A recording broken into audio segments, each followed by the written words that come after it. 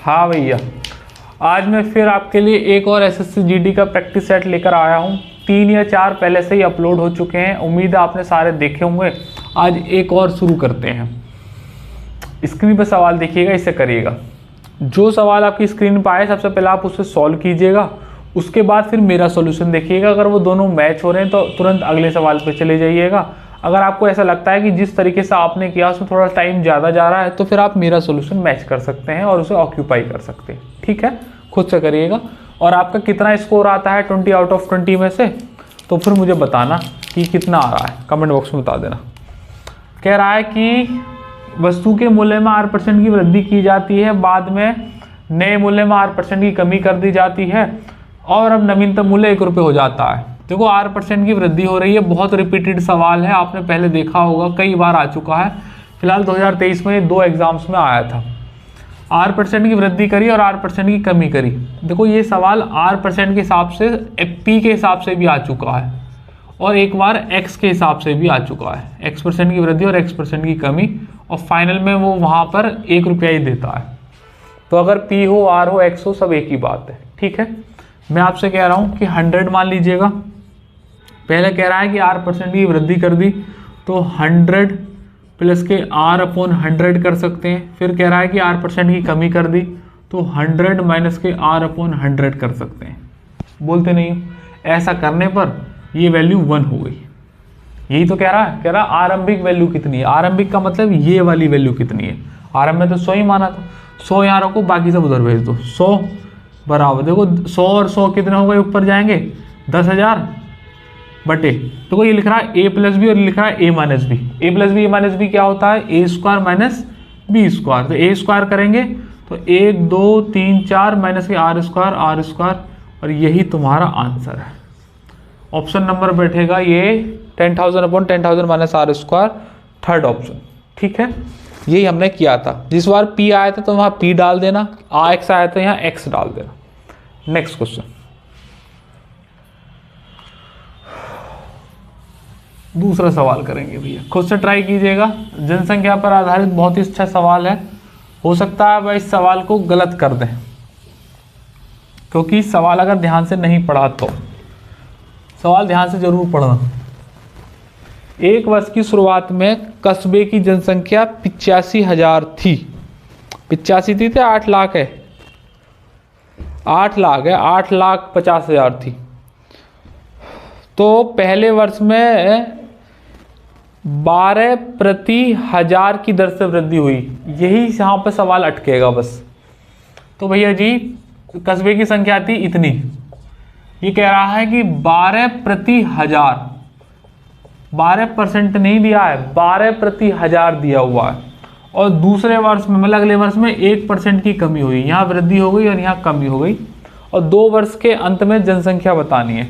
Option है 852348। ये पिछले साल जीडी के पेपर में आया था, 851598 और 817546852015।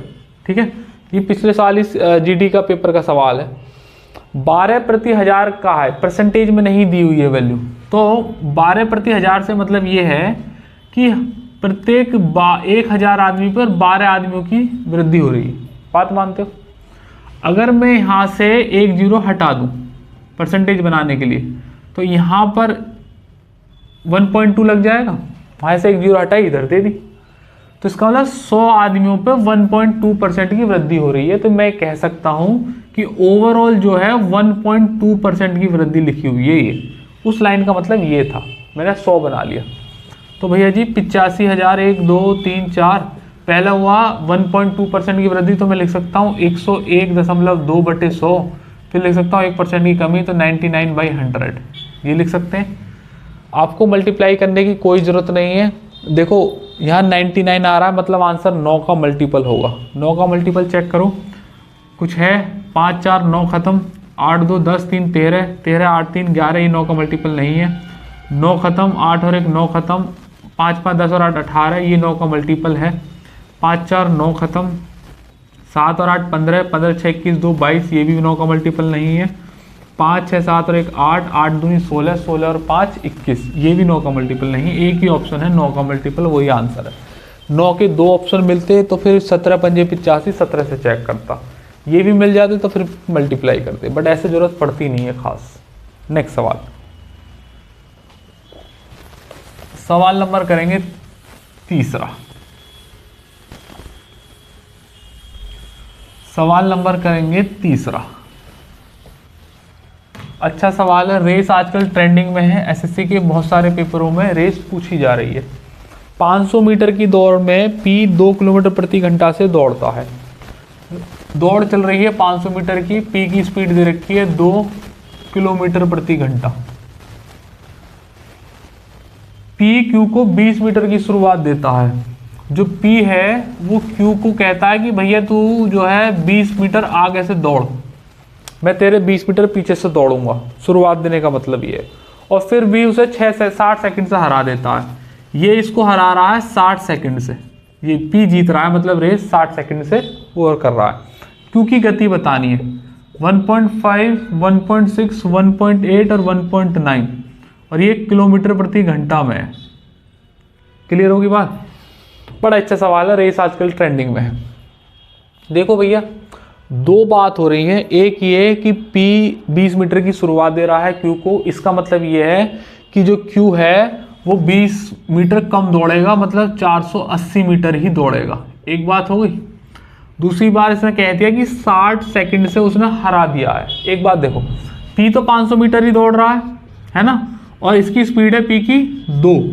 ये देखो किलोमीटर प्रति घंटा में है, मुझे मीटर प्रति सेकंड में बनाना है, तो आप जानते हैं कि 5/18 से मल्टीप्लाई हो जाती है। ये 5 दूनी 10 खत्म हो गया, 18 पंजे 90, मतलब 900 सेकंड के अंदर P अपनी पूरी रेस खत्म कर देगा। लेकिन इसने Q को 60 सेकंड से हराया है। इसका मतलब ये है कि P को अगर लगे हैं 900 सेकंड तो Q को लगेंगे 60 सेकंड ज़्यादा, 960 सेकंड। जब भी तो उसने 60 सेकंड से हरा दिया। ध्यान से देखो, 960 सेकंड लगे हैं और Q को सिर्फ चलना है 480 मीटर, तो स्पीड निकाल सकते हैं। 480 मीटर चला है, 960 सेकंड में स्पीड निकल जाएगी, डिस्टेंस अपॉन टाइम। तो स्पीड हो जाएगी 480 और बटे 960।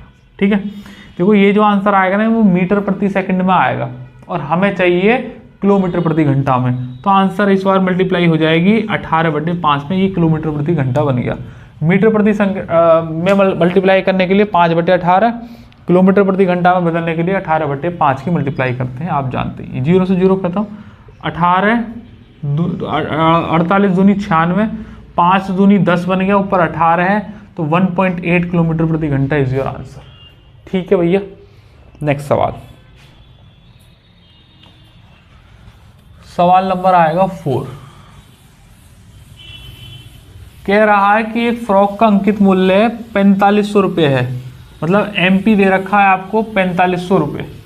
2 क्रमिक छूट है के बाद 2400 रुपये में वो बेचा जा रहा है। एक दे रखी है 20% और दूसरी निकालनी है। बड़ा छटा छटाया सवाल है SSC का, घूम फिर के तुम्हें दिखता रहेगा कहीं ना कहीं। MP दे रखी है 4500 रुपये और उसे बेच रहा है 2 क्रमिक छूट के बाद 2400 रुपये में, जिसमें से एक डिस्काउंट है मेरा 20%, दूसरा मुझे निकालना है, D1 है और ये D2 है। ठीक है, देखो अच्छा, तो दूसरी छूट का परसेंट बताना है। ऑप्शन लिख देते हैं भैया जी, 66 से ही 2/3।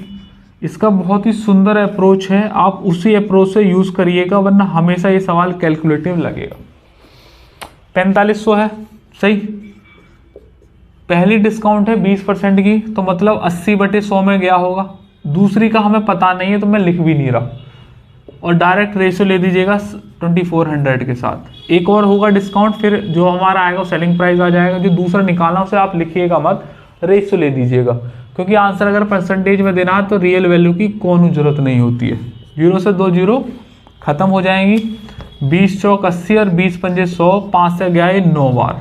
ठीक है, 3 तिया 9 और 3 अट्ठे 24, 4 दूनी 8, तो बस ये 3:2 आ गया, मतलब 3 का सामान 2 में गया, तो 1% का डिस्काउंट कितने पर? 3 पर, और 1/3 is a fraction value of 33, 1/3%। ठीक है भैया जी, इससे शॉर्ट ये सवाल नहीं हो सकता, अलग अलग मत निकालिएगा, थोड़ा सा कैलकुलेटिव हो जाएगा। नेक्स्ट सवाल, सवाल नंबर आएगा 4, सवाल नंबर 4 लिखिएगा। कह रहा है कि एक ठोस शंकु जिसका वक्र पृष्ठ क्षेत्रफल उसके आधार से 2 गुना है। एक ठोस शंकु है, आप जानते हैं, उसका वक्र पृष्ठ क्षेत्रफल, शंकु का वक्र पृष्ठ मतलब πr होता है, उसके आधार के क्षेत्रफल से, आधार का क्षेत्रफल कितना होता है, ये मतलब सर्किल πr², आपको फॉर्मूले पता होने चाहिए, से 2 गुना है। इसका मतलब अगर आधार का क्षेत्रफल 1 है तो इसका जो वक्र पृष्ठ क्षेत्रफल है वो उसका 2 गुना 2 होगा। ये लाइन कह रहा है। तिर्यक ऊंचाई कह रहा है कि 6√3 है, तो हमको इसकी ऊंचाई निकालनी है। ऊंचाई है 9, 6, 3√6 और 6√2। आइएगा भैया जी करते हैं। पाई से तो पाई खत्म हो गया, आर से ये वाला आर खत्म हो गया। एल हमें दे रखी है 6√3 और यहाँ आ जाएगा आर बराबर हो जाएगा 2/1, 2 से गया 3 बार, तो आर की वैल्यू हो जाएगी 3√3। बोलते नहीं, एक सवाल तो यही है कि 3√3, यही आंसर हो गया, लेकिन हमसे हाइट पूछिए। अगर मेरे पास स्लैंट हाइट है, ध्यान से देखो, एक रिलेशन होता है L² बराबर H² प्लस के R²। L² की वैल्यू दे रखी है 6√3, सही, बराबर H² की वैल्यू हमको निकालनी है प्लस के R² की वैल्यू कितनी दे रखी है 3√3। ठीक, इनके स्क्वायर भी हैं तो स्क्वायर भी कर दीजिएगा, इसका भी स्क्वायर कर दीजिएगा। स्क्वायर करेंगे 6 × 36 तिया 108 बराबर H² प्लस 3 × 9 तिया 27। ठीक, तो H² की वैल्यू हो जाएगी 27 में से 108 जाएंगे तो 27 से 81 बचेगा, तो H की वैल्यू कितनी आ जाएगी 9। तो ये जो H है ये आ जाएगी 9, ये दे रखा है। ठीक है, मैं आपको एक और तरीका बताता हूँ। वैसे तो देखो यही करना, जीडी के लिए इससे ज़्यादा ज़रूरत नहीं है। ये जो तरीका मैं बता रहा हूँ ये CGL वगैरह में लगेगा, फिर भी मैं बता देता हूँ। बाकी आपको इसकी प्रैक्टिस होनी चाहिए तभी काम करेगा, वरना आपको फिर ऐसा लगेगा कि यार क्या जुगाड़ है। L कितना है 6√3 है और R कितना था 3√3 है। ठीक है, ध्यान से देखो, यहाँ √3 यहाँ √3 है ना, तो यहाँ भी √3 आना ही आना है। दूसरा देखो, यहाँ 6 लिख रहा है तो 2 × 3 लिख दूँ मैं से, 2 × 3, यहाँ भी 3 यहाँ भी 3, तो यहाँ भी 3 आना ही आना है, कन्फर्म है। अब बस बचा क्या, यहाँ तो बच गया 2 और यहाँ मैं मान लीजिएगा 1 है, तो बस इस पर पाइथागोरस लगाइएगा। 2 दूनी 4, 4 में से 1 गया तो 3, 3 का अंडर रूट चढ़ जाएगा, तो यहाँ पर सिर्फ √3 आएगा। 3 की √3 की मल्टीप्लाई होगी 3, 3 × 9, हाइट हो गई। ठीक है, इस कैलकुलेशन से आप बच जाएंगे, लेकिन फिलहाल के लिए आप ऐसा करना नहीं, इस पर प्रैक्टिस होनी चाहिए। क्लास में मैं बहुत सारी प्रैक्टिस कराता हूँ और बाकी भी मैंने AMT सिखा रखा है, उसमें बहुत अच्छे से हो जाता है। फिलहाल आप ऐसे ही कर लेना। ठीक है, नेक्स्ट अगला सवाल बड़ा सुंदर है भाई, क्वेश्चन नंबर 5। धीरे धीरे चल रहे हैं, मैं भी खाना खाकर आया हूँ, थोड़ा सा सिस्टम स्लो चल रहा है। खाना खाने के बाद सुस्ती आ जाती है ना। क्लास का कोटा मैं पूरा कर चुका हूँ 6.5 घंटे का, अब बस ये लास्ट क्लास देनी है सेट की, उसके बाद हमारी छुट्टी, दिन भी ढल जाएगा उसके बाद। अभी तो धूप निकल रही है। 5वां देखेंगे, 50 दर्जन केलों का क्रय मूल्य, मतलब मूल्य दे रखा है 2400 रुपये। 50 दर्जन है हमारे पास और इनका मूल्य दे रखा है 2400 रुपये। ठीक है भैया, और प्रति केले परिवहन पर 0.25 रुपये पर प्रति केला, मतलब हर केले के हिसाब से तुम्हें चार्ज देना है ट्रांसपोर्ट का 0.25 रुपये। एक जोड़ी का विक्रय मूल्य 10 रुपये। एक जोड़ी का मतलब, एक जोड़ी का सेलिंग प्राइस दे रखा है 10 रुपये। एक जोड़ी का मतलब शायद 1 और 2 केले का दे रखा है, एक जोड़ी तो यही होंगे ना, 2 केले। तो लाभ प्रतिशत बताना है दशमलव में, 17.6%, 14.5%, 15.4% और 16.7%। ठीक, ओके। देखिएगा, लाभ हानि का सिंपल सा सवाल है, बस आपको अंडरस्टैंडिंग बनानी है कि सवाल को करना कैसे है, बाकी और कोई मुश्किल नहीं है। सेलिंग प्राइस दे रखा है, कॉस्ट प्राइस देने के, बस आपको निकाल के उसका निकाल देना है लाभ और हानि। देखो जरा ध्यान से, 50 दर्जन केले लाया 2400 रुपये के, मतलब 2400 रुपये तो मेरे चले ही गई जेब से, बात मानते हो। प्लस खर्चा और दिया है प्रति केला 0.25, कितने केले लाया 50 दर्जन, 50 एक दर्जन में 12 केले, और हर केले पर लग रहा है 0.25 रुपये का चार्ज, मतलब इतने रुपए ट्रांसपोर्ट पर और देगा। ये जो है परिवहन का चार्ज है कि इतना ट्रांसपोर्ट पे वो खर्च कर चुका है, ठीक है।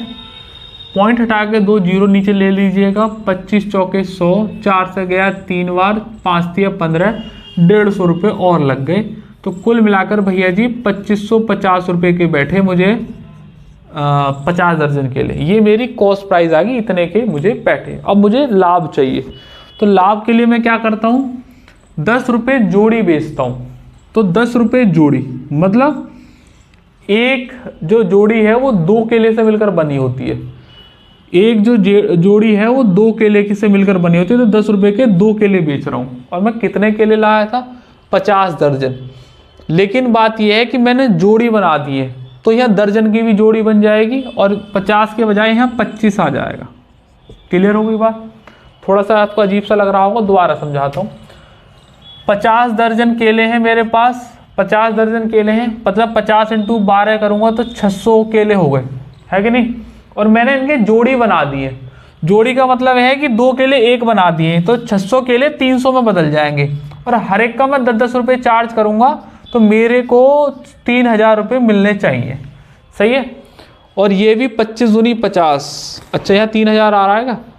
हाँ, ये कुछ गड़बड़ कर दी ना हमने यहाँ पे, ये 25 और 15, इसे काट दो यहाँ पे, इसे छोड़ो, इस पर ध्यान दो।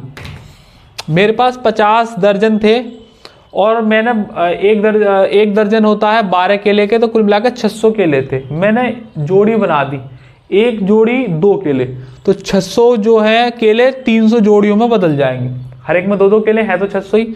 हर एक जोड़ी को 10 रुपये के हिसाब से बेच रहा हूँ, तो मुझे कितने रुपये प्राप्त होंगे 3000 रुपये। तो मुझे यहाँ पर 3000 डाल दीजिएगा, ये क्या हो जाएगा मेरा सेलिंग प्राइस। बात खत्म हो गई। आप रेशो ले दीजिएगा बस, CP और SP, क्योंकि हमें आंसर परसेंटेज में देना है, तो रियल वैल्यू की कोई ज़रूरत नहीं होती है, 0 से 0 खत्म। ये 255 का सामान गया 300 में, बल्कि 500 और काट लो, 5 पंजे 25, 5 एकम 5, 5 छक्के 30, 3 से भी कट रहा, 3 से गया 17 × 51, और ये 20 × 60, 17 का सामान 20 में, तो 3 रुपये का फायदा हो रहा है 17 रुपये पर, तो 100 पर कितना। क्लियर होगी बात? 1/17, 30 से काट ही दो, 17 एकम 17, सही है। कितने बचे? 23 बच गए, 17 एकम 17, 13 बच गए 0, 17 में 7 119, क्योंकि 17 8 136 ज़्यादा हो जाएगी, एक ही ऑप्शन है, बाकी थोड़े कम है, 17.6% आ जाएगा। पूरा करने की जरूरत नहीं है, आंसर मिलेगा। नेक्स्ट सवाल,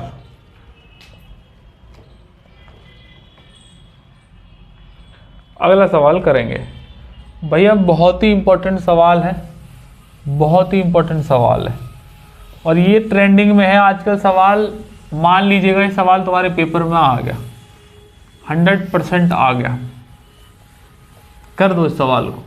अगर आपने मेरी CI इंस्टॉलमेंट वाली वीडियो देख रखी है, तो ये सवाल आपको बहुत ज़्यादा मुश्किल नहीं देगा, आप फटाफट कर सकते हैं। अगर वो वीडियो नहीं देखी तो क्या पता टाइम भी लग जाए, नहीं देखिए तो भैया लिंक डिस्क्रिप्शन में पड़ा मिलेगा, आप देख लेना, वरना तो देख ही रखी होगी आपने। रमेश ने कुछ पैसे उधार दिए, पहले वर्ष के अंत में 4565 रुपये वापस कर दिए, 45-65 रुपये वापस कर दिए। दूसरे वर्ष के अंत में 65-34 रुपये वापस कर दिए, ठीक है। यदि चक्रवृद्धि ब्याज की दर 10% है, तो रमेश द्वारा ली गई उधार राशि 9550, 9330, 9440, 9660। बात मानते हो? बात मानते हो, ठीक। बड़े बड़े इंपॉर्टेंट सवाल है। जो तरीका मैं आपको बताने वाला हूँ वही आपको लगाना है। कई बार सवाल रिपीट हो चुका है, डिजिट बदल बदल के। CI इंस्टॉलमेंट वाली वीडियो में आपको ही मिल जाएगा। पहले साल 45-65 रुपये वापस की, चक्रवृद्धि ब्याज 10% है, तो पहले साल जो राशि हुई होगी 10% की फ्रैक्शन वैल्यू होती है 1/10, तो ये हुई होगी 10 से 11। बात मानते हो कि नहीं? ये कितनी हुई होगी? 10 से 11। दूसरे साल स्क्वायर हो जाता है तो 100 से 121 हो गई होगी, है कि नहीं। जबकि कह क्या रहा है, दी कितनी वापस राशि इतनी, तो 11 की वैल्यू इतनी, तो 1 की वैल्यू कितनी हो जाएगी, 11 से काट दो, 11 चौक 44, 1 16, 11 कम 11, 11 पंजे 55, 1 की वैल्यू 415, तो 10 की वैल्यू कितनी 4150 रुपये। पहले साल में मतलब राशि इतनी होगी, दूसरे साल में स्क्वायर हो जाता है तो 100 का 121, जबकि दे रहा है इतनी, तो इतने की वैल्यू इतनी होगी। 11 से कट रहा है, 11 कम 11, 11 पंजे 55, 10 बचे 3, 11 ने 99, 11 चौक 44, 11 से एक बार कटेगा, 11 पंजे 55, 4, 11 चौका 44, 1 की वैल्यू 54, तो 100 की वैल्यू कितनी, तो आप कहोगे सर 5400। तो कुल मिलाकर राशि कितनी होगी, जोड़ दीजिएगा 0, 5, 4 और 1 5, 5 4 9, 9550 रुपये राशि रही होगी। सवाल नंबर फर्स्ट आंसर। ठीक है भैया जी। नेक्स्ट सवाल,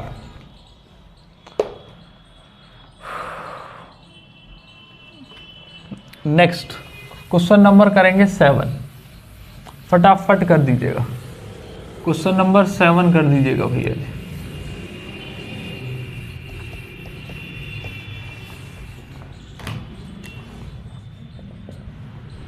कह रहा है कि 6 सेंटीमीटर भुजा वाले एक समबाहु त्रिभुज के कोने एक समषटभुज में काटे गए समषटभुज का क्षेत्रफल ज्ञात कीजिएगा। सबसे पहले तो ना आपको समषटभुज का क्षेत्रफल याद होना चाहिए, अगर नहीं याद है तो सवाल तो होने से रहा। अगर आप जीडी वाले बच्चे हैं तो मेंसुरेशन के बस 2D और 3D के फॉर्मूले याद कर जाओ, यही सवाल घूम फिर के आएंगे। एक आयत का कर लो, एक वर्ग का कर लो, एक समबाहु त्रिभुज का कर लो, एक समषटभुज का कर लो, शंकु का कर लो, कोण का कर लो, गोले का कर लो और वृत्त का कर लो। बस ये 6-7 के कर लो, बाकी प्रिज्म, पिरामिड, समांतर चतुर्भुज ये जीडी नहीं पूछेगा। बस फॉर्मूले कर लेना वॉल्यूम के और उनके कर्व सरफेस एरिया के और टोटल सरफेस एरिया के, इससे ज़्यादा और कुछ मत करना। एज इट इज़ वैल्यू रखी मिलेगी, बहुत ज़्यादा डिटेल में नहीं पूछता है। आइएगा भैया जी। कह रहा है कि समबाहु त्रिभुज है 6 सेंटीमीटर भुजा का। समबाहु त्रिभुज कुछ ऐसा होता है, 6 सेंटीमीटर भुजा का है। कह रहा है कि इसके कोने काट दिए गए हैं, तो अगर आप कोने काट दोगे ना तो इसका कोना काटो ऐसे, इसका भी कोना काटो ऐसे, इसका भी कोना काटो ऐसे, एक समषटभुज मिलता है कि नहीं। तो इसका कोना काट दोगे तो देखो ये समषटभुज ही तो बन गया, ये बन गया, ये समषटभुज सा बन गया, और ये भी, ये है सवाल। थोड़ा सा लग नहीं रहा समषटभुज, लेकिन है ये समषटभुज ही, ठीक है। तो इसे थोड़ा सा अभी ऐसे ही रख लो, हमें जरूरत पड़ेगी। अच्छा, समषटभुज काटा है तो मैंने जो 6 है वो 2 में बदल गया होगा, ये भी 2, ये भी 2, ये भी 2, ये भी 2, ये भी 2, ये भी 2, ये भी 2, ये भी 2 और ये भी 2, तभी तो बराबर में बटेगा ये बार। तो देखो अगर बीच वाली आकृति को मैं देखूं तो कुछ इस तरीके की बन गई हो, सही है, थोड़ा सा ऐसे बन गई। तो देखो ये भी 2, ये भी 2, अच्छा ये भी 2 है, और हमें ये वाला 2 दे रखा है, गलत बना दिएगा, ये बिल्कुल सही बनाया। 1 2 ये नहीं बनेगा यार, ये वाला नहीं बनेगा। अच्छा ऐसे ऐसे 1 2 3 4 5 6, कुछ गड़बड़ सा बनना है ना। हाँ नहीं सही बना है एकदम, ये ऐसा रखा हुआ है, मैंने ऐसा बनाया है, नहीं गड़बड़ बनना है, गड़बड़ बनना है। दोबारा बनाता हूँ, ऐसा बनना है ये ऐसे बेस, फिर ऐसे ऊपर और फिर ऐसे ऊपर और फिर ऐसे और फिर ऐसे और फिर ये ऐसा बनेगा, सही है ना। 1 2 3 4 5 है, हाँ थोड़ा टेढ़ा सा बन रहा होगा लेकिन ऐसे ही एडजस्ट कर लो। तो देखो ये वाली बुझाई तो 2 दे ही रखी है, ये वाली बुझाई भी 2 ही है, ये वाली कौन सी है, ये और ये वाली 2 ही है, ये तो 2 है ही है, और ये वाली भी 2 है। अब देखो समषटभुज था तो ये जो बची कुची 2 है तो ये भी तो 2 ही रही होंगी। समषटभुज का क्या मतलब होता है, सारी भुजा बराबर है, मतलब 2 2 का कट गया। इसका एरिया होता है 6√3/4 a²। a² मतलब इसकी साइड होती है। बस कर दीजिएगा भैया जी सवाल को, 6√3/4 × a², 2 का स्क्वायर मतलब 4, खत्म हो गया, 6√3 आंसर। क्लियर। नेक्स्ट सवाल, ये वाला सवाल पिछले साल जीडी में आया हुआ था, 7वां 8वां सवाल। करेंगे भैया।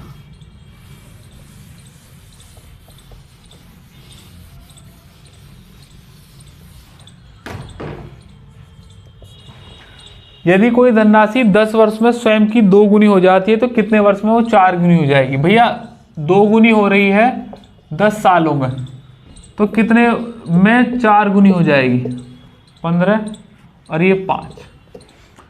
देखो भैया जी, जो कंपाउंड इंटरेस्ट है वो उतने ही गुना पे चलता है जितने गुना पे दिया हुआ है। अगर 10 वर्ष में 2 गुना हो रही है तो अगली 2 गुना, 2 का मतलब 4 वर्ष, उसमें भी 10 ही साल लगेंगे, 2 से 2, तो ये अपनी राशि की कितनी हो गई? 4 गुना हो गई। तो 10 और 10 कितने हो गए?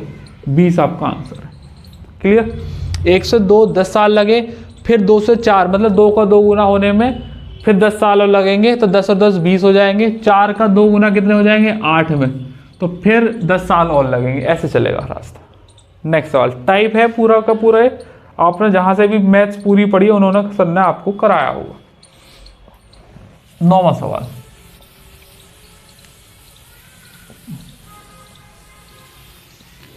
सवाल, सवाल नंबर 9। ए बी से 2 गुना कुशल है। ए बी से 2 गुना कुशल है, ये एफिशिएंसी है, और कह रहा है कि बी से 45 दिन कम लेता है, 45 डेज कम लेता है ए। तो क्या देखिए 7 कार्य करने में कितने दिनों का समय लगेगा? 32, 38, 36 और 30। ठीक है, देखिएगा ये एफिशिएंसी के रेशियो है, जो डेज हैं उनके रेशियो इनके रिवर्स होते हैं, तो ये 1:2 हो जाएगा। ये कितना दिन कम ले रहा है? 1 दिन कम ले रहा है, कितने पर? 45 पर। 1 की वैल्यू कितनी? 45। 1 की वैल्यू 45 है, 45 की 1 की वैल्यू कितनी? 45। 2 की वैल्यू कितनी? 90। ए लेगा 45, बी लेगा 90, दोनों साथ मिलकर काम करो तो 90 एलसीएम, 45 दूनी 90, 90 एकम 90, दोनों को मिलकर करा दो, डिवाइड बाई 3 मार दो तो 30 थिया 90 आंसर है। ठीक है भैया। नेक्स्ट सवाल, अगले सवाल का डायग्राम शायद आपको आपकी स्क्रीन पर नहीं दिख रहा होगा, तो डायग्राम आप यहाँ मैं बोर्ड पे ड्रॉ कर रहा हूँ, आप उसे देख लीजिएगा। हमारे पास इतने हाई फाई एडिटर्स नहीं हैं जो इसे ड्रॉ कर सकें अभी के लिए, तो फिलहाल आप ऐसे ही अपनी व्यवस्था बना लीजिएगा। सवाल नंबर है 10, बड़ा ही अच्छा है, डायग्राम में ड्रॉ करके दिखा रहा हूँ आपको, यहाँ से आप बना लीजिएगा। ये है वो छायांकित ना, और कुछ इस प्रकार है ये, और ये है ये, सही, ये ए है और ये बी है और ये है सी और ये है डी, ये है ई और ये है एफ, सही। बाकी आर एक छायांकित का क्षेत्रफल है ए सी डी एफ। अच्छा, ये छायांकित भाग और है, ये वाला ये छायांकित है और ये वाला भी छायांकित है, सही। जो छायांकित नहीं है उसका एरिया आपको बताना है, मतलब आपको निकालना है एरिया बी एफ ई का, ये निकालना है क्या।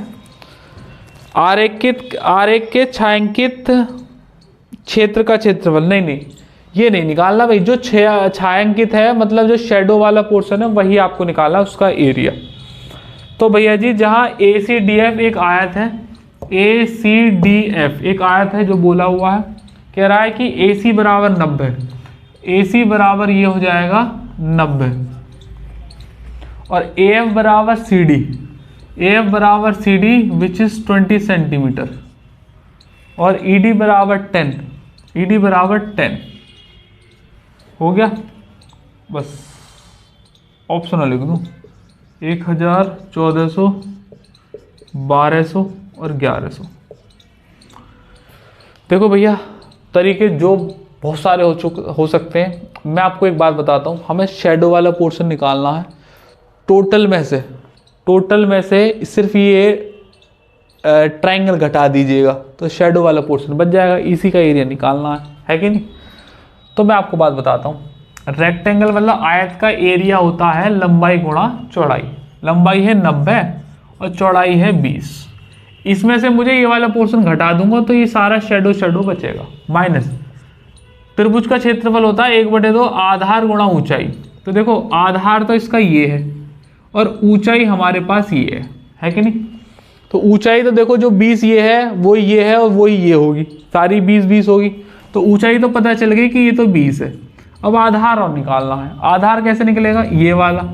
टोटल मुझे दे रखी है ये 90, तो यहाँ से यहाँ तक की तो 90, इतनी दे रखी है 10, तो ये कितनी बची, तो आप कहोगे सर 80 बची। बात मानते हो कि नहीं। तो यहाँ पे डाल दीजिएगा आप 80।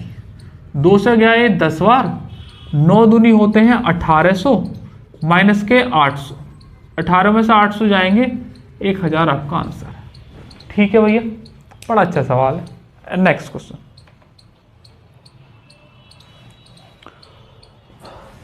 Question number 11। क्वेश्चन नंबर आप 11 कीजिएगा।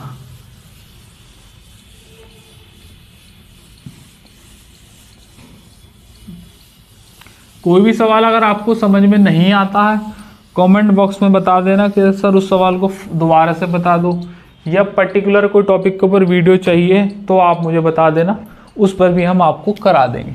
ठीक है। और ये स्क्रीन पे जो आप फोटो देख रहे हैं, अगर हमारा ऑफलाइन बैच अगर आप ज्वाइन करना चाहते हैं तो आप इस वाले नंबर पर व्हाट्सएप कर दीजिएगा ऑफलाइन क्लास के लिए। मोहित 10 मीटर प्रति सेकंड की गति से अपने कार्यालय जाता है और x किलोमीटर प्रति घंटा की स्पीड से वापस आ जाता है। देखो सवाल इतना इंपॉर्टेंट है ना, इसकी कोई हद नहीं है। यहाँ दे रखा है 10 मीटर प्रति सेकंड और वापस आ रहा है x किलोमीटर प्रति घंटा। बस तुम्हारी नज़रों को धोखा दे रहा है एग्जामिनर, और कुछ नहीं, आपके माइंड से खेल रहा है, उसको समझना है। मीटर प्रति सेकंड, किलोमीटर प्रति घंटा कह रहा है पूरी यात्रा के दौरान औसत गति, मतलब एवरेज स्पीड। इसका सेशन तैयार हो रहा है, जल्दी आपको इस पर सेपरेट वीडियो मिल जाएगी 2 और 3 बार के लिए, जिसमें 2 वाहन होंगे और 3 वाहन होंगे। एवरेज स्पीड का सेशन तैयार हो रहा है, जल्दी आपको मिल जाएगी, फिर कभी सवाल ही गलत नहीं होगा। और ये दे रखी है 12 मीटर प्रति सेकंड और ऑप्शन में x के मान 25, 15, 36 और 54 किलोमीटर प्रति घंटा। सवाल बड़ा आसान है, आपको पता भी होगा, नहीं तो आप बस समझ लीजिएगा। देखो ये मीटर प्रति सेकंड, ये मीटर प्रति सेकंड, ये किलोमीटर प्रति घंटा, आंसर भी जो दे रखे किलोमीटर प्रति घंटा में। देखिए फिलहाल मैं कहता हूं कि 2 मीटर प्रति सेकंड में है तो मीटर प्रति सेकंड में बदल लो, लास्ट में 18/5 से मल्टीप्लाई कर देंगे। एवरेज स्पीड का फॉर्मूला होता है 2xy और अपॉन x + y, बोलते नहीं हो। एवरेज स्पीड दे रखी है 12 बराबर 2 इंटू x मान लीजिएगा ये 10 मीटर प्रति सेकंड, y को दे रखा है x, मतलब दूसरी वाली 2 मान लीजिए, कोई सी भी दे दो। ये x किलोमीटर प्रति घंटा है, फिलहाल के लिए मैं इसे x ले रहा हूँ, सही। अपॉन x की वैल्यू दे रखी है 10 और यहाँ x ही ले रहा हूँ फिलहाल के लिए, बाद में से मैं बदल दूंगा, अभी मीटर प्रति सेकंड ही लिया है मैंने। 2 से काट दो 6 बार, ठीक है। 2 से काट दो 3, 2 से काट दो 5, ये नीचे नहीं कटेगा, ऊपर मल्टीप्लाई है, नीचे डिवाइड है। क्रॉस मारेंगे तो 30 प्लस के 3x बराबर 5x, 30 बराबर के 2x, तो x बराबर कितना हो जाएगा 15 मीटर प्रति सेकंड। देखो अगर आप एग्जामिनर से बच के निकल कर आ गए ना तो 15 आपको ऑप्शन में है, लेकिन समझो किलोमीटर प्रति घंटा में आंसर है, ये हमने मीटर प्रति सेकंड में निकाला है, तो मल्टीप्लाई करनी पड़ेगी 18/5 से। 5 से करो 3 बार, 18 × 54 किलोमीटर प्रति घंटा इज योर आंसर। अरे बोलते नहीं है खस्मो। नेक्स्ट सवाल,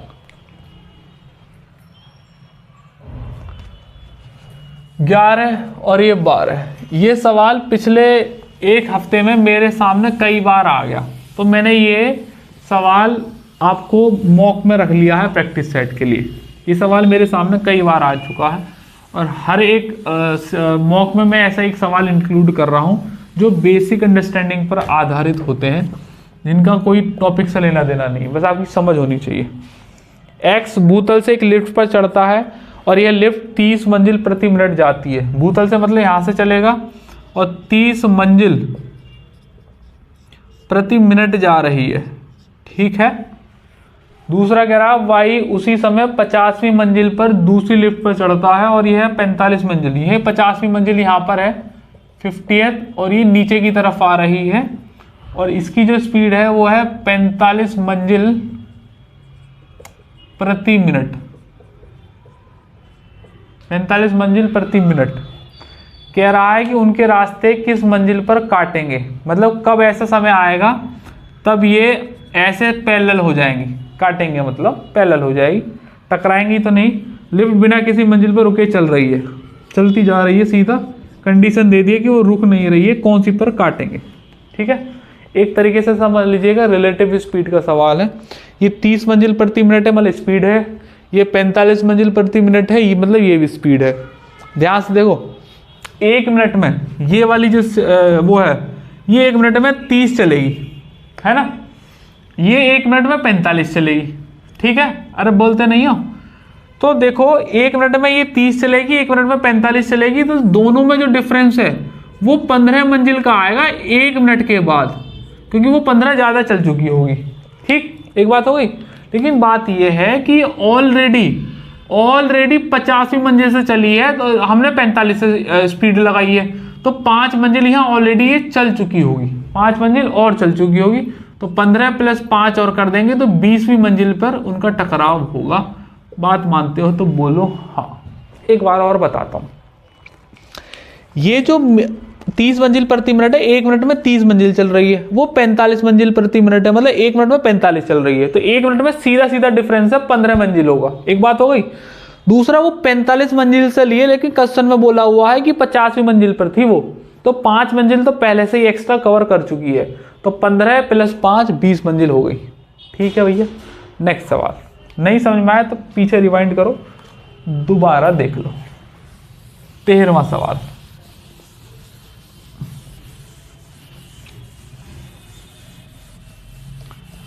सवाल, देखेंगे, बड़ा इच्छा है।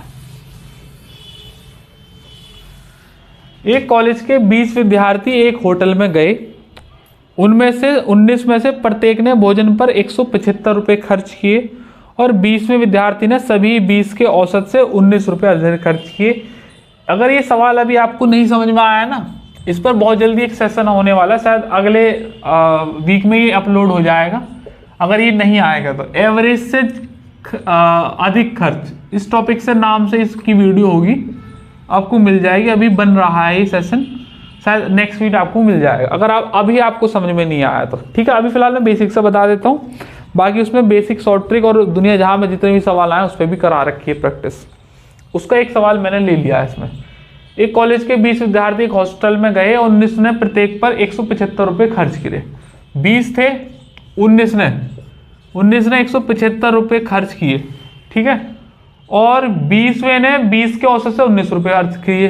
20 का जो औसत है मैंने मान लिया x है, तो 20वें ने इन सभी के औसत से 19 रुपये अधिक खर्च किए।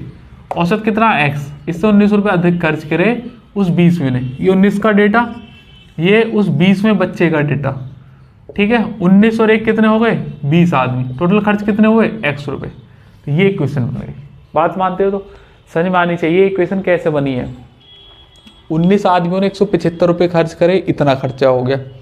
मैंने माना कि 20 आदमियों का एवरेज है x, तो टोटल खर्चा होगा 20x, यहाँ रख दिया। जो ये 20वां आदमी था उसने एवरेज से, सबके एवरेज से 19 रुपये अधिक खर्च किए हैं, तो x + 19 खर्च किए। बात खत्म, x का मान निकाल दीजिएगा। 19 × 175 रहने दीजिएगा यहाँ पर, प्लस के x उधर भेजो, प्लस के 19 बराबर कितना हो जाएगा, 19x। देखो 19 आप यहाँ से कॉमन ले लीजिएगा, जो हो जाएगा 175 प्लस के 1 बराबर 19x। 19 से 19 खत्म, x बराबर हो जाएगा 176। कह रहा है कि कुल खर्च की गई राशि, कुल खर्च की गई राशि कितनी है, 20x। तो इंटू कर दीजिएगा 20 की मल्टीप्लाई, 17 दूनी 34, 340, 6 दूनी 12, मतलब 352, 3520 आंसर है। अरे बोलते नहीं है खस्मा। देखो इसकी मैं शॉर्ट ट्रिक साइड में बता देता हूँ, बहुत ही पॉपुलर सवाल है, बहुत बार रिपीट हो रहा है पेपर में।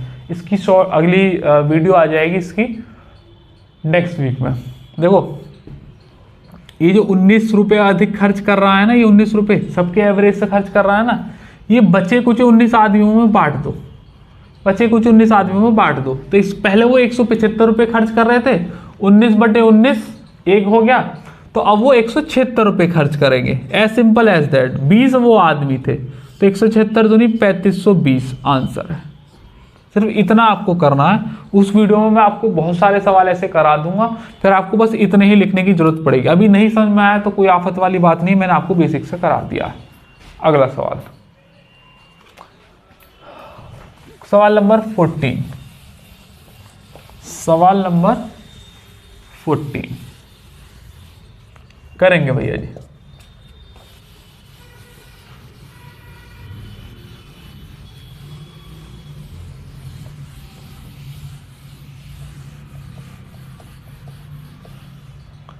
To x plus 3 5x plus 4 बराबर 3/4 का त्रिगुणात्मक अनुपात है, तो x का वर्ग ज्ञात कीजिएगा। x का वर्ग भैया देखिएगा, त्रिगुणात्मक का मतलब होता है क्यूब, बस इतना याद रखना है। 2x प्लस के 3 अपॉन 5x प्लस के 4 बराबर 3/4 है ना, यही तो दिया हुआ है।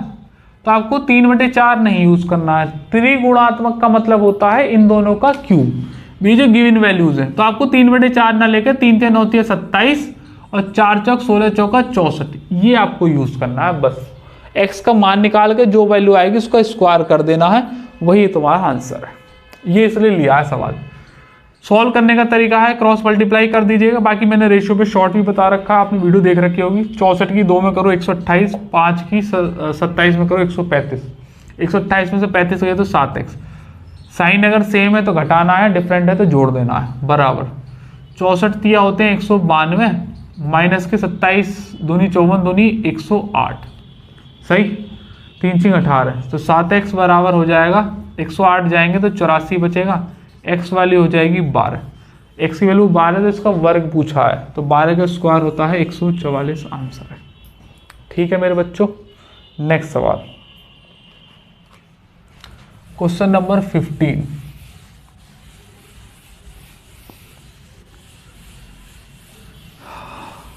क्वेश्चन नंबर 15,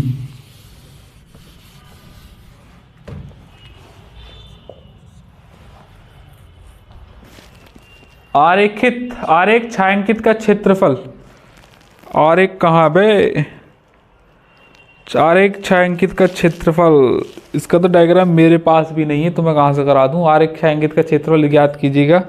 ACDF इतना इतना, पता नहीं भाई कहाँ है इसका आरेखित का। आयत है AC 90 20, ये वाला शायद मैं करा चुका हूँ ना। हाँ ये रिपीट हो गया स्लाइड में से, ये नहीं दिखेगा अब तुम्हें स्क्रीन पर। अगला करो, ये आरेख छायांकित ना रिपीट हो चुका है, वो करा दिया आयत वाला, तब कराया था ना छायांकित वाला, वही एक सवाल था दोबारा लगा दिया है बच्चों ने। अगला सवाल करो 15वां। A और B एक व्यवसाय 7:5 के अनुपात में निवेशित किया गया। एक पार्टनरशिप हुई A और B की और वो हुई 7:5 में। बात मानते हो?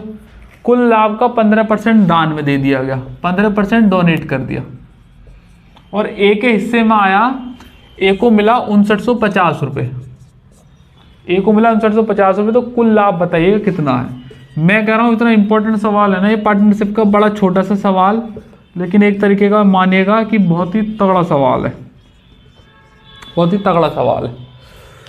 देखो भाई ध्यान से देखो, 15% डोनेट कर दिया गया, यही और सिर्फ मात्र यही आपको आंसर तक ले जा सकता है। अगर आपको पहले आपने ये सॉल्व नहीं कर रखा तो फिर नहीं होगा। मैं आपसे ये कह रहा हूँ 7 और 5 12, तो जो टोटल हमारा लाभ होगा 7 और 5 12 का होगा। बात मानते हो? 15% डोनेट कर दिया, तो मैं कह रहा हूँ कि टोटल लाभ मान लो 120।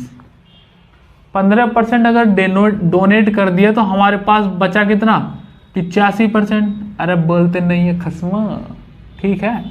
0 से 0 खत्म हो गया और 12 पंजे 60 हो गया, 6 12 अट्ठे 96 और 6 102 और बटे हो गया 10, ये खत्म हो गया, 102 हो गया। अब देखो 7 और 5 12 का 102 करोगे तो आप फंस जाओगे इसमें, है कि नहीं। और जो कैलकुलेशन है वो थोड़ा सा लेंदी हो जाएगी और हमें जो कैलकुलेशन है वो थोड़ी कम करनी है कि। मैं आपसे कह रहा हूँ कि 15% डोनेट कर दिया था, बचा 7 5, तो एक हिस्से में 7 आया कि में 5 आया, 7 मिला कितना 5950। आप यही निकाल दो डायरेक्ट, तो एक की वैल्यू कितनी हो गई 7 अट्ठे 56 और 7 पंजे 35, 7 पंजे 35, 850 हो गई कि नहीं हो गई। अगर एक की वैल्यू 850 है और मैंने लाभ 12 मान रखा है तो 12 × 850 होगी टोटल लाभ। ध्यान समझना, 15% वो पहले ही डोनेट कर चुका है, तो इसका मतलब ये जो वैल्यू निकल कर आई है वो 85% की निकल कर आई है, और हमसे टोटल लाभ पूछा है तो जो कि 100 रहा होगा।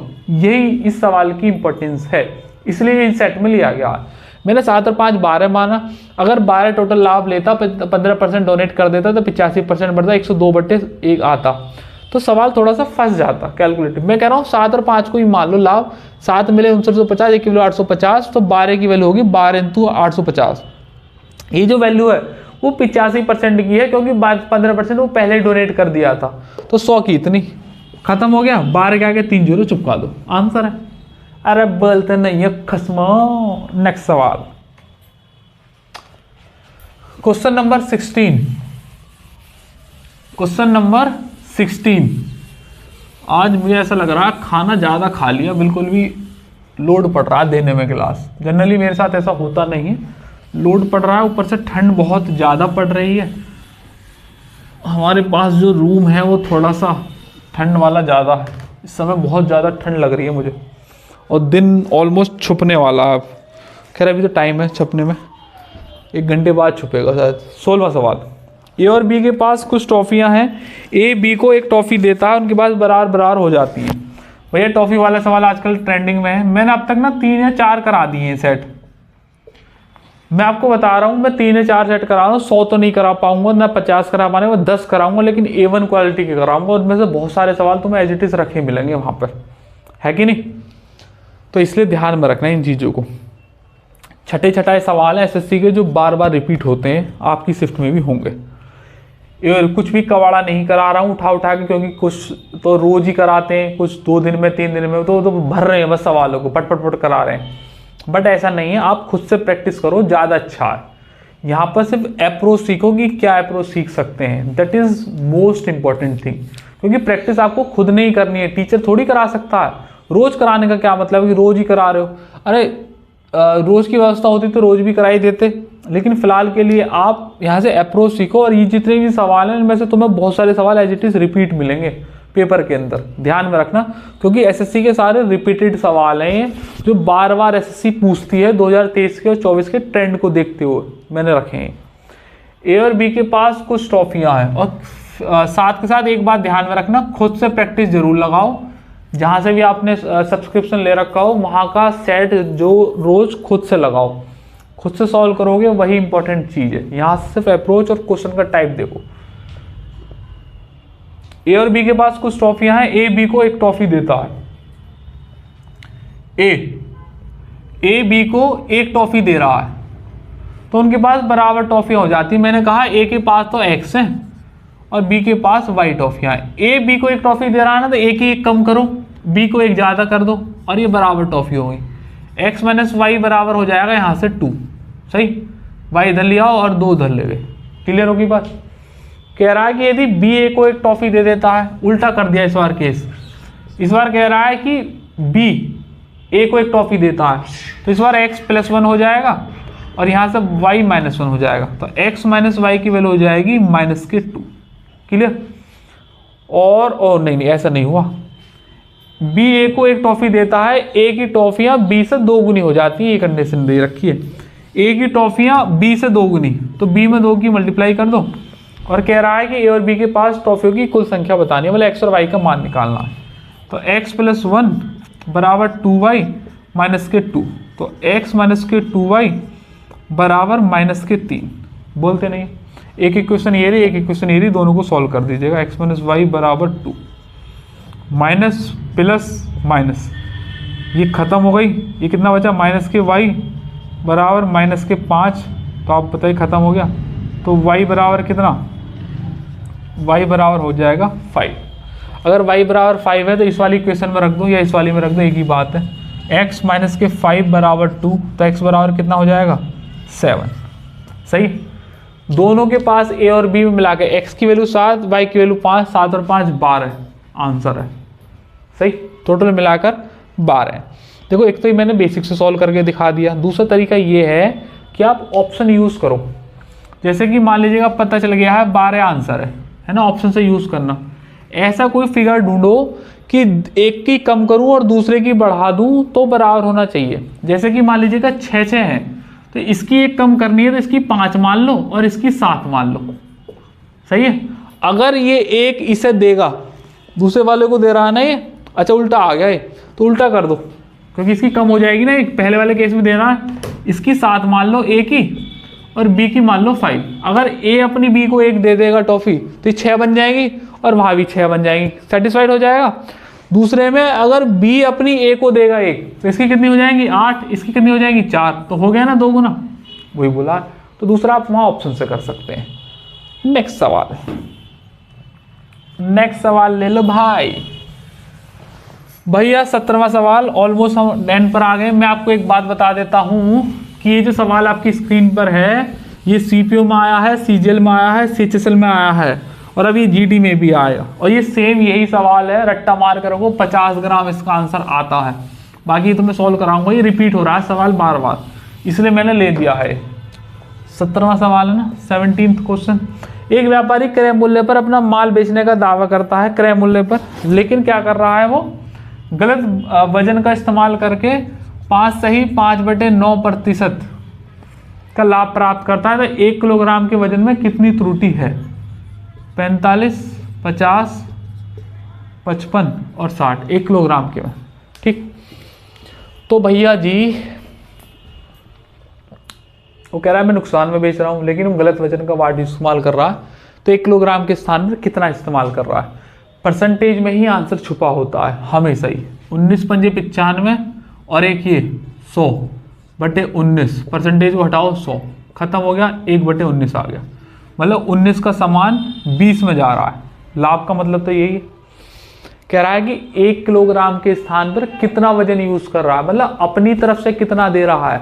फिलहाल तो यहाँ 19 दे रहा है सीपी पर और 20 पर वो बेच रहा है, मतलब लाभ पर बेच रहा है। तो दिखा रहा है कि तुम्हें कितना, कि भैया 1 किलोग्राम में, लेकिन अपनी तरफ से देता ही नहीं है, वो कम देता है। तो ये 1 किलोग्राम दिखाना है ना, तो दिखा दो 1 किलोग्राम, 50 की मल्टीप्लाई कर दो, 20 पंजे 100 और 1 जीरो लग जाएगी। 50 की फिर इधर भी करनी पड़ेगी, 19 पंजे 95।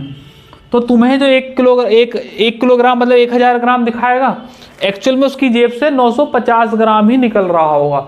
तुम्हारी तरफ स्क्रीन पर शो कराएगा 1000 ग्राम, लेकिन उसकी तरफ दिखा रहा होगा 950 ग्राम, 50 ग्राम मार लेगा।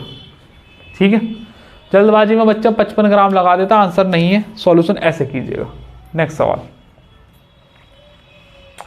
हम बोले क्वेश्चन नंबर 18। क्वेश्चन नंबर 18 भैया सवाल जो है क्वेश्चन नंबर 18, ये सवाल HCM CRPF वाला जो पेपर हुआ था ना, अभी शायद 1 महीना हो गया, उसमें आया था ये सवाल। राम के पास 12 मुर्गी 5 गाय, राम के पास ये मुर्गी और ये गाय, 12 मुर्गी 5 गाय। श्याम के पास 18 मुर्गी 9 गाय, 18 मुर्गी 9 गाय। प्रीतम के पास 4 मुर्गी और 8 गाय, और विनय के पास 10 मुर्गी और 7 गाय। मुर्गियों और गायों का सबसे बड़ा अनुपात किसके पास है? प्रीतम, राम, श्याम और विनय।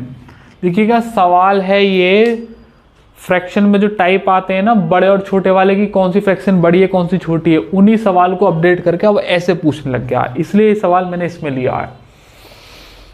अगर वो ये पूछता ना, मैं आपको बताता हूँ, 12/5, 18/9, 4/8 और 10/7 कौन सी फ्रैक्शन बड़ी कौन सी छोटी, फटाक से बता देता बच्चा, क्योंकि रटे हुए होते हैं सवाल। उसने ऐसे सवाल बना के पूछ दिया, तो आप तैयार रहेंगे, आने वाले सवाल पेपरों में भी ये सवाल रिपीट हो सकते हैं ऐसे। तो बस कर दीजिए, अब तब जान ही गए सबसे बड़ा फ्रैक्शन किसके पास है। देखो ये है 12/5, देखो ये है लगभग, ऐसा बता देता हूँ, फ्रैक्शन वैल्यू तो आपको याद होंगी मेरे हिसाब से। 1/5 होता है 20%, उसका 12 गुना है तो ये 240% लिख रहा है। ये तो 9 दूनी 18, 200% है। ये 1/2, 4 दूनी 8, 1/2, 1/2 मतलब 50% है। और ये 10/7 है, ये तो एक भी पूरा नहीं है। 1/7 होता है 13, लगभग 130% है लगभग। तो हमें सबसे बड़ा बताना, सबसे बड़ा दिखाया जा रहा है राम के पास है, राम के पास 240%। तरीके ने बहुत सारे हैं सॉल्व करने के लिए, फिलहाल मैंने परसेंटेज से करा दिया, बाकी फ्रैक्शन से भी कर सकते हैं। सवाल 19वां, सेकेंड लास्ट सवाल है भैया जी। मुझे ऐसा लग रहा है एक सवाल या तो स्किप हो गया है, क्योंकि मेरे में तो ये अब इतना ही दिखा रहा है, या तो मैंने एक नंबरिंग गलत डाल दी है, चेक कर लेना आप। या तो मैंने नंबरिंग दिखा रहा है क्योंकि मेरे में तो लास्ट सवाल आ गया, सवाल नंबर 19, या तो मैंने नंबरिंग गलत डाली है या फिर एक सवाल मिस हो गया है कोई सा, क्योंकि यहाँ से तो दूसरी स्लाइड शुरू हो गई, मतलब अगला सेट शुरू हो जाएगा, जो कि अभी कराना नहीं है। अगर कोई छूट गया तो भैया माफ़ कीजिएगा, वैसे तो छूटा नहीं है मेरी तरफ से, तो जो भी कोई छूट गया होगा हम देख लेंगे बाद में, अगले मैं करा दूंगा, ठीक है। और अगर मैंने नंबरिंग ही गलत डाल दिया तो कोई बात है ही नहीं, आप देख लेना। लास्ट सवाल है बोर्ड्स एंड स्ट्रीम का, पहला ऑप्शन लिख रहा हूँ 6 घंटे 10 मिनट, 5 घंटे 10 मिनट, और 5 घंटे 50 मिनट, और 4 घंटे 10 मिनट। एक मोटर बाइक की चाल और जल की धारा का अनुपात है 21:6, मतलब एक्स और वाई 21:6 दे रखी है, 31:6। मोटर बोट एक बिंदु से चलती है और 4 घंटे 10 मिनट पर धारा के अनुदिश में क्या होता है x + y, कह रहा है कि 4 घंटे 10 मिनट में पहुंच जाती है। कह रहा है कि मोटर बोट द्वारा प्रारंभिक बिंदु पर वापस आने में कितना समय लगेगा। ध्यान से देखो, अगर ये जा रही है अनुदिश में, मतलब धारा के अनुकूल जा रही है, तो आएगी प्रतिकूल में, तो प्रतिकूल में x - y लगेगी। एक बात हो गई, x + y से इतनी डिस्टेंस चली, इतनी घंटे चली, तो कितनी डिस्टेंस चल गई, तो आप कहोगे sir x + y into time है 4 घंटे 10 मिनट। 10 मिनट को ब्रेक कर लूँ क्या, हाँ ब्रेक कर लो, 10 और बटे 60 लिख लेता हूँ। x + y की वैल्यू रेशियो कितना दे रखा है, 36 और 1 37, प्लस नहीं इंटू, ये हो गया खत्म, 6 × 24 और 1 25/6। इतनी डिस्टेंस चलेगी, ये क्या निकल कर आ गई, डिस्टेंस निकल कर आ गई। ध्यान से देखना, एग्जाम में तुम्हारे माइंड से खेल रहा है, वो चाहता है कि आप इसे सॉल्व करो, और मैं चाहता हूं आप इसे बिल्कुल सॉल्व मत करो, एज इट इज आंसर निकलेगा। इतनी डिस्टेंस निकली, अब वो वापस आया मतलब x + y से आएगा, x + y से आएगा तो 31 में से 6 चले जाएंगे, तो कितना होगा 25, और 25 से डिवाइड लगा दो, इस बार टाइम निकालना है, 25 से डिवाइड लगाओगे तो 25 से 25 खत्म, 6 × 36, तो 6 घंटे पूरे लग रहे हैं। 3 ऑप्शनों में से 4 में से एक ही ऑप्शन ऐसा है जिसमें 6 घंटे आंसर है, बस खत्म। सवाल देखने में ऐसा लग रहा है बड़ा कैलकुलेटिव सा है, 4 घंटे 10 मिनट 31:6 ना कटने वाले डिजिट। हम कह रहे हैं सवाल को ऐसे ही करो, होगा इसका बाप भी होगा। तो 37 × 25, 25 × 6, 6 × 36 हो गया, 1 बचा, और 1/6, 1/6 क्या होता है 10 मिनट, तो बस 6 घंटे 10 मिनट। अरे बोलते नहीं है खस्मा, ठीक है। ये भैया बोर्ड्स एंड स्ट्रीम का भी सवाल है, ये भैया 31:6 वाला सवाल सीपीओ में आया था, बाद में जीडी में भी रिपीट हुआ है, इस साल दोबारा जीडी में भी आने की संभावना है। ये सवाल कई बार आया, 31:6 वाला करवाया था, एवरेज से ज़्यादा खर्च वाला सवाल करवाया था, और एक और सवाल आया था बीच में जो मैंने कहा था रिपीट, मुर्गियों वाला सवाल है, ये भी रिपीट है कई एग्जाम्स में। मैं आपको सब छठे छठाए सवाल करा रहा हूँ। ये जो प्रॉफिट लॉस वाला सवाल था, टॉफ़ी वाला सवाल था, ये बहुत ज़्यादा इंपॉर्टेंट क्वेश्चन हैं। आप बस इन्हें ध्यान में रखोगे ना तो अच्छे से सवाल हो जाएंगे। बाकी खुद से प्रैक्टिस करते रहिएगा, कहीं भी डाउट आए कमेंट बॉक्स में डाल देना, हम उस पर वीडियो बनाएंगे, हम उसे आसान बनाएंगे। जो भी कोई भी आपको टॉपिक ऐसा लगता हो बहुत ज़्यादा कैलकुलेटिव है, हम बनाएंगे उसे आसान, ठीक है। चलेगा भैया जी, आज के लिए इतना ही रखते हैं। उम्मीद है आपको सारे सवाल पसंद आए होंगे। जोन सा भी आपको टॉपिक पर वीडियो चाहिए हो मुझे बता देना। वीडियो को लाइक करना, शेयर करना, और जो भी जीडी की तैयारी कर रहे हैं उनके साथ ये शेयर करना इन सवालों को, और देखना कि सॉल्यूशन कैसे हैं। जय हिंद।